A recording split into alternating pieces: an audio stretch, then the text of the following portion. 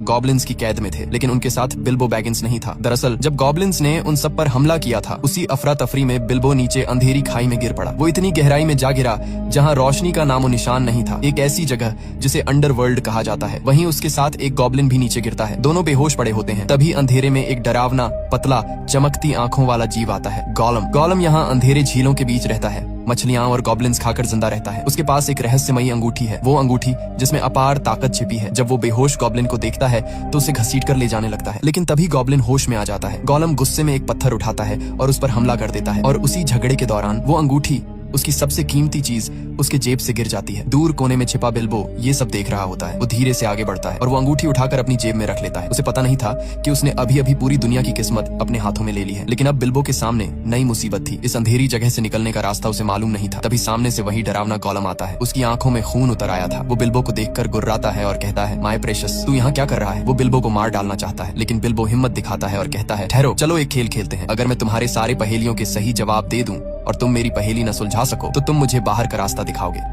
गोलम मुस्कुराता है और शुरू होता है पहेलियों का खेल। मौत और आजादी के बीच एक खतरनाक दांव। दोनों एक दूसरे से अजीब सवाल पूछते हैं। हवा, आग, पहाड़, वक्त और अंधकार पर पहेलियां। एक एक करके बिल्बो सबके जवाब दे देता है, और आखिर में जब बिल्बो की बारी आती है, वो धीमे से कहता है, बताओ मेरी जेब में क्या है? गोलम हैरान रह जाता है। वो 3 बार कोशिश करता है, लेकिन हर बार नाकाम होता है, और अब शर्त के मुताबिक उसे बिल्बो को बाहर का रास्ता दिखाना था। पर तभी उसे एहसास होता है कि उसकी प्रेशियस यानी वो अंगूठी गायब है। उसकी आंखों में पागलपन उतर आता है। वो गुर्राते हुए चिल्लाता है, वो इसे ले गया, वो चोर इसे ले गया। बिल्बो समझ जाता है कि मामला बहुत खतरनाक हो गया है। वो अंधेरे में भागता है, पत्थरों पर फिसलता हुआ, और अचानक गिर पड़ता है। उसी पल उसकी जेब से अंगूठी निकलकर हवा में उछल जाती है। बिल्बो उसे पकड़ने की कोशिश करता है और वो सीधे उसके उंगली में जा फंसती है, और अगले ही पल बिल्बो गायब हो जाता है। गोलम उसे नहीं देख पाता, बस उसकी आवाज सुनाई देती है। तभी बिल्बो समझता है ये कोई साधारण अंगूठी नहीं है, ये पहनने वाले को पूरी तरह अदृश्य बना देती है। उधर ऊपर दिखाया जाता है कि गैंडाल्फ ठीक उसी वक्त वहाँ पहुंच चुका होता है जहाँ सारे बौने गॉब्लिन्स के कैदी बने हुए थे। वो अपनी जादुई शक्ति से हमला करता है और शुरू हो जाती है एक भयंकर लड़ाई। गॉब्लिन्स का राजा, एक विशालकाय भयानक जीव, गर्जना करता है, लेकिन गैंडाल्फ अपनी तलवार से उसका सिर काट देता है। धुएं और आग के बीच सारे बौने आजाद होकर भागते हैं और आखिरकार पहाड़ों के रास्तों से बाहर निकल आते हैं। वहीं दूसरी तरफ बिल्बो धीरे धीरे अंधेरे से बाहर निकलता है, लेकिन गोलम उसके रास्ते में आ जाता है। उसकी आंखों में पागलपन और नफरत झलक रही होती है। बिल्बो चुपचाप तलवार निकालता है। वो गोलम को मार सकता था, पर उसी पल वो रुक जाता है। उसे उस जीव पर दया आ जाती है